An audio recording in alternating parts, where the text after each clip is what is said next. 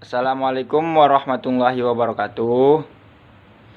Perkenalkan, nama saya Ananda Mendra. Saya berasal dari kelas PJKRE 2018. Di sini saya akan mempresentasikan hasil tugas saya tentang model penelitian pengembangan. A. Model Borg dan Gale. 1. Research and Information Collecting. 2. Planning. 3. Develop preliminary form of product. 4. Preliminary field testing. 5. Main product revision. 6. Main field testing. 7. Operational product revision. 8. Operational field testing. 9. Final product revision. 10. Dissemination of implementation. Kelebihan penelitian yaitu mampu mengatasi kebutuhan nyata dan mendesak melalui pengembangan solusi atas suatu masalah sembari menghasilkan pengetahuan yang bisa digunakan di masa mendatang. Mampu menghasilkan suatu produk atau model yang memiliki nilai validasi tinggi karena melalui serangkaian uji coba di lapangan dan divalidasi ahli. Kekurangan pada prinsipnya memerlukan waktu yang relatif panjang karena produk yang harus ditempuh relatif kompleks. Tidak bisa digeneralisasikan secara utuh karena penelitian ditunjukkan untuk pemecahan masalah dan dibuat berdasarkan sampel bukan populasi. Kedua, model Dick-Carey. A. Analisis kebutuhan dan tujuan. B. Melakukan analisis instruksional. 3. Analisis pembelajaran dan konteks. 4. Pengembangan strategi instruksional. 5. Mengembangkan dan memilih material instruksional. 7. Merancang, melaksanakan formatif. 8. Melakukan revisi instruksional. 9. Merancang dan melaksanakan evaluasi sumatif.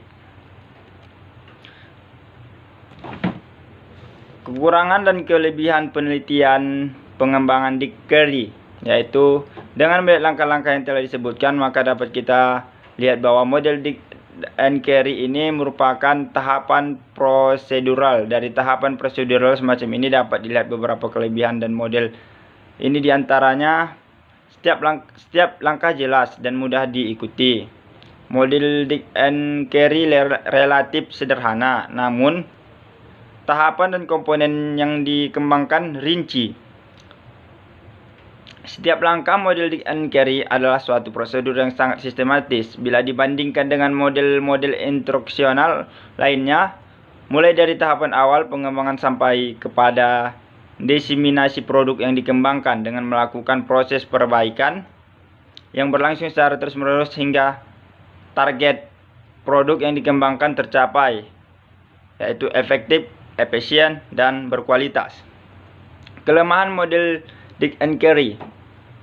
Walaupun model pelajaran Dick-Carey ini terlihat sangat sistematis, logis, dan sederhana, akan tetapi kita dapat melihat beberapa kekurangan. Di antaranya, desain ini merupakan desain prosedural, yang artinya desain ini harus melewati tahap-tahapan yang ditentukan sehingga model desain pembelajaran Dick-Carey terkesan kaku karena setiap langkah telah ditentukan.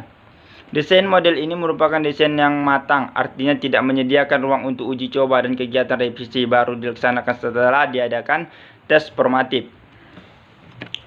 C. Model Azure. A. Analis linear karakteristik atau menganalisis karakteristik pembelajaran. Ada lagi pembagiannya, yaitu karakteristik umum, kemampuan awal, gaya belajar, sama kekuatan persepsi. S. Status objektif, menyatakan tujuan. Selected method, media and materials, memilih metode, media dan material. Untuk lead media and materials, memanfaatkan media dan materi. Di dalam memanfaatkan media dan materi ada preview materi, menyiapkan pembelajaran, menyajikan pengalaman belajar. Require linear participation, yaitu memiliki partisipasi belajar. Yang kedua, evaluate, menilai. Kelebihan dan kekurangan model Azure, yaitu kelebihan banyak komponen dibandingkan dengan model materi ajar. Sering diadakan pengulangan kegiatan dengan tujuan untuk evaluate atau menilai dan mereview. Turut mengutamakan partisipasi pembelajaran dan poin require learning. Menyiratkan untuk para guru untuk menyampaikan materi dan mengelola kegiatan kelas. Adapun kekurangannya yaitu 1. Mencakup suatu mata pelajaran tertentu. 2. Walaupun komponen relatif banyak, namun tidak semua komponen desain pembelajaran termasuk di dalamnya. D. Model ADDIE. Yang pertama itu A. Analisis. 2. Desain atau merancang. 3. Deployment, pengembangan. Baru implementation. I. Implementasi. E. Evaluasi. Kelebihan desain ADDIE. Model ini sederhana dan mudah dipelajari serta strukturnya yang sangat sistematis. Seperti kita ketahui bahwa model ADDIE ini terdiri dari 5 komponen yang saling berkaitan dan struktur secara sistematis, yang artinya dari tahapan yang pertama sampai tahapan yang kelima dalam pengaplikasiannya harus secara sistematis. Kekurangan model desain ini adalah dalam tahap analisis memerlukan waktu yang sangat lama. Dalam tahap analisis ini, pendesain atau pendidik diharapkan mampu membagi analisis menjadi 2, yaitu analisis kinerja dan analisis. Model CAM. Menurut CAM, pengembangan perangkat merupakan suatu lingkaran yang kontinu. Tiap-tiap langkah pengembangan berhubungan langsung dengan aktivitas revisi. Pengembangan perangkat ini mulai dari titik manapun sesuai di dalam siklus tersebut. Adapun kelebihannya yaitu melakukan pemantauan terlebih dahulu sebelum menuju ke tahapan berikutnya. Jika terdapat kekurangan pada tahap tersebut, maka akan dirombak kembali dan diubah semula. Kelemahan model ini yaitu model ini berfokus kepada perancangan pembelajaran keras. Peranan guru mempunyai pengaruh yang besar. F model